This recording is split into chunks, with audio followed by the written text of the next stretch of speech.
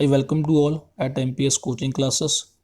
My name is Manpreet Sharma. So today in this video we will discuss most important 15 questions of lesson number 3 history nationalism in India. This is part 2. In part 1 we have discussed already question number 1 to 15. तो अगर अभी तक आपने मेरा first video नहीं देखा तो आप फर्स्ट वीडियो देखिए, उसका जो लिंक है वो मैं डिस्क्रिप्शन में दे दूंगा। तो इस वीडियो में हम डिस्कस करेंगे next 15 questions, means from question number 16 to question number 30।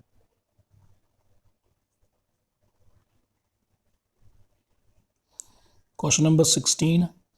In 16 number question, which one of the following viceroy announced a vague offer of dominion status for India in October 1929?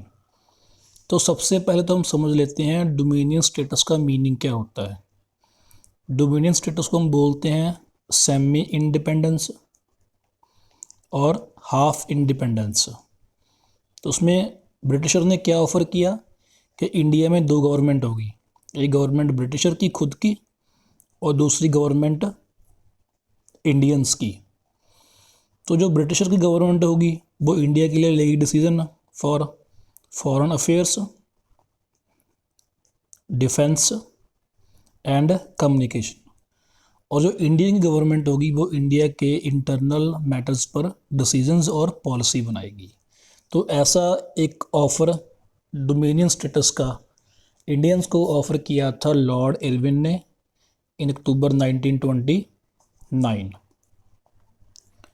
Question number 17. Which of the following was Mahatma Gandhi's noble method of fighting against British?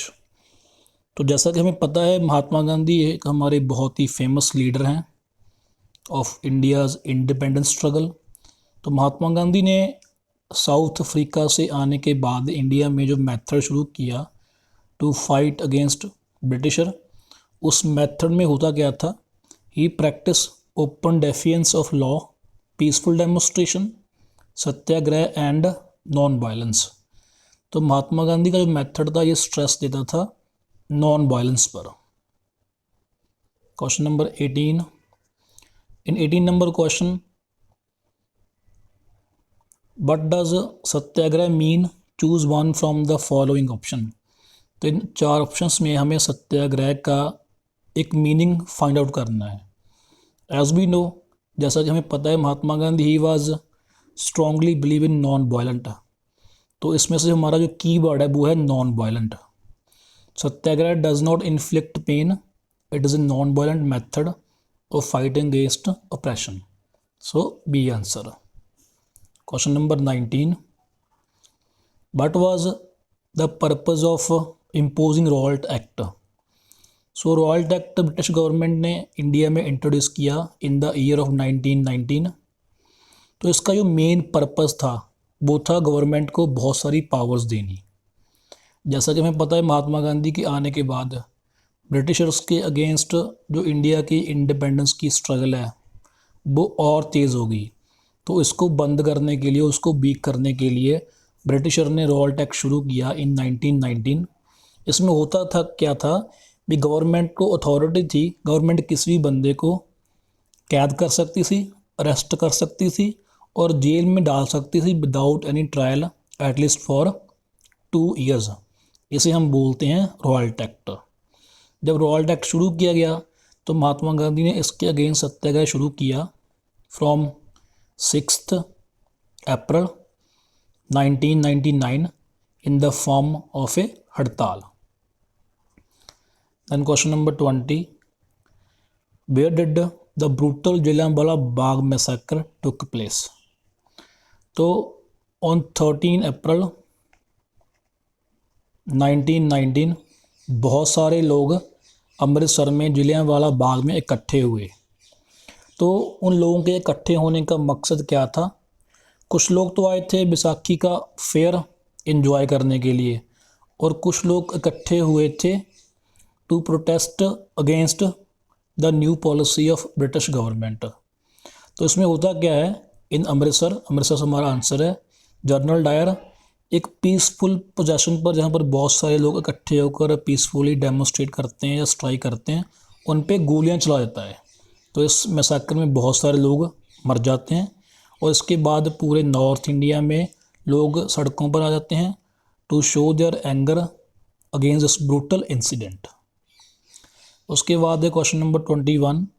In question number 21, why the general Dyer order to open fire on peaceful demonstration at Jallianwala Bagh, choose from the given option. तो इसमें हमने बताना है भी general Dyer ने जलियांवाला बाग, जहाँ पर उसने बहुत सारे लोगों को ऑन 13 अप्रैल 1919 को मार दिया था, उसने ऐसा क्यों किया था। So general Dyer he was the commanding officer. उसने बाद में ये बताया that the main objective of his, as he declared later, was to produce a moral effect or to create terror. Terror means fear in the minds of satyagrahis. तो इसके लिए general Dyer ने बहुत सारे लोगों को अमृतसर के जलियांवाला बाग में मार दिया था। Right answer is C. Question number 22, Khilafat committee was formed in 1990 in the city of. तो खिलाफत कमेटी फॉर्म की थी अली ब्रदर्स ने for the launch of Khilafat movement, और खिलाफत मूवमेंट शुरू की गई थी to support their religious head खलीफा आफ्टर द वर्ल्ड वॉर 1। तो इसके लिए कमेटी फॉर्म हुई थी बॉम्बे में। Right answer is a. उसके बाद question number 23, the non corporation Khilafat movement begin इन। तो सबसे पहले तो इसे समझ लो भी इसे नॉन कॉरपोरेशन खिलाफत मूवमेंट क्यों बोलते हैं। नॉन कॉरपोरेशन का आइडिया महात्मा गांधी ने दिया है अपनी बुक हिंद स्वराज में। उसमें महात्मा गांधी बताते हैं कि इंडिया में जो ब्रिटिश एम्पायर है वो इंडियन की कॉरपोरेशन की वजह से चल रहा है। अगर इंडिया ब्रिटिशर के साथ कॉरपोरेट करना बंद कर दे तो जो ब्रिटिश एम्पायर है वो विदिन ईयर कोलैप्स हो जाएगा। और खिलाफत मूवमेंट इसे इसलिए बोलते हैं क्योंकि जब वर्ल्ड वार 1 ख़त्म हुई तो जो वर्ल्ड वार 1 के विनर थे उन्होंने वर्ल्ड वार 1 के लूज़र, जिसमें तो हमारे मेन आते हैं Khalifa the religious head of Muslim, उस पर एक बहुत ही ख़राब ट्रीटी को इम्पोज किया। तो उसके अगेंस्ट इंडिया के मुस्लिम्स में खिलाफत मूवमेंट शुरू की ब्रिटिशर के अगेंस्ट। तो ये दोनों मूवमेंट इकट्ठी होगी, that's why that is known as the non corporation Khilafat movement, और ये शुरू हुई थी जनवरी 1921 में। A is the right answer. So question number 24, which of the following was the reason for calling off non corporation movement by Gandhi. सो महात्मा गांधी ने फरवरी 1922 में नॉन कॉरपोरेशन मूवमेंट को कॉल्ड ऑफ कर दिया था because of Chauri Chaura incident. तो चौरी चौरा में हुआ क्या था, कुछ सत्याग्रहीज ने इकट्ठे होकर एक पुलिस स्टेशन पर अटैक कर दिया और इस अटैक में बहुत सारे पुलिस वाले मारे गए। तो महात्मा गांधी को लगा कि जो उनकी नॉन वायलेंट की पॉलिसी है उसे लोग फॉलो नहीं कर रहे, इसलिए महात्मा गांधी ने इस मूवमेंट को बंद कर दिया था। एंड क्वेश्चन नंबर 25, बाबा रामचंद्र ए सन्यासी was the leader of which of the following movement. तो बाबा रामचंद्र वो एक सन्यासी थे, उन्होंने एक मूवमेंट शुरू की, उस मूवमेंट का नाम क्या था। उस मूवमेंट का नाम था पीजेंट मूवमेंट ऑफ अवध। तो बेसिकली इस मूवमेंट को शुरू करने का जो मकसद था बाबा रामचंद्र का वो ये था कि इन अवध लैंडलॉर्ड्स पीजेंट से बहुत सारे एक्स्ट्रा टैक्स और सेस कलेक्ट करते थे। सेस मीन्स जब हम टैक्स के ऊपर टैक्स लगाते हैं उसे बोलते हैं cess. So against this type of system Baba Ramchandra along with Nehru introduce peasant movement of Awadh.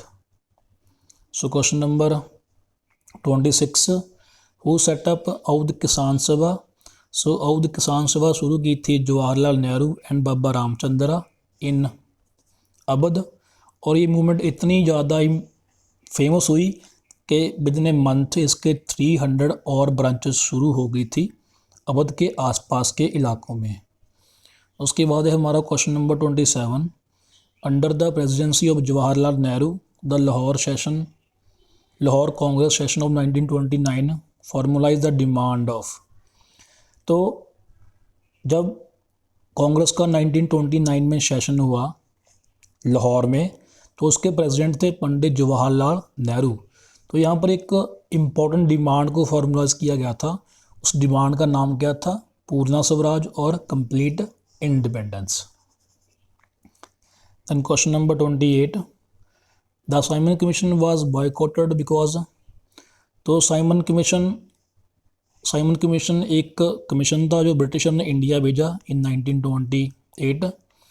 तो इसके जो हेड थे वो थे सर जॉन साइमन, इसलिए इसे बोलते हैं साइमन कमीशन। तो जब साइमन कमीशन इंडिया आए तो हमने साइमन कमीशन का बॉयकॉट किया, क्योंकि इसमें कोई भी इंडियन मेंबर पार्टिसिपेट नहीं कर रहा था इंडिया की तरफ से। That's why we boycott Simon commission. और हमने साइमन कमीशन को वेलकम किया by holding the slogans of go back Simon के साथ। And question number 29, a form of demonstration used in the non corporation movement in which people block the entrance to a shop, factory और a office. तो इसमें क्या है कि जब non corporation movement शुरू हुई, महात्मा गांधी ने शुरू की इन जनवरी 1921, तो उसमें हमने बहुत सारे मेथड यूज़ किए फॉर डेमोन्स्ट्रेशन और स्ट्रगल। उसमें एक मेथड क्या था, जैसे कि सपोज करो ये हमारी कोई फैक्ट्री है, ऑफिस है, या फिर कोई हमारा शॉप है, तो इसको आने वाला जो मेन एंट्रेंस है, सपोज करो लोग इस रास्ते से इस पर पहुंच रहे हैं, तो हमने इस मेन एंट्रेंस को ब्लॉक कर दिया। उस मेथड को हम क्या बोलते हैं? उसे हम बोलते हैं picketing. C answer. Then question number 30, who formed the Swaraj party with in the Congress. So Swaraj party it was formed in 1923। जब महात्मा गांधी ने नॉन कॉरपोरेशन मूवमेंट को कॉल्ड ऑफ कर लिया, तो उसके अगेंस्ट कांग्रेस के लीडर्स ने विद इन कांग्रेस ये पार्टी फॉर्म की, स्वराज पार्टी। इस पार्टी को फॉर्म किया था CR दास एंड मोतीलाल नेहरू ने। If you like the video then please press the like button, and for more updates subscribe my channel. Thank you so much.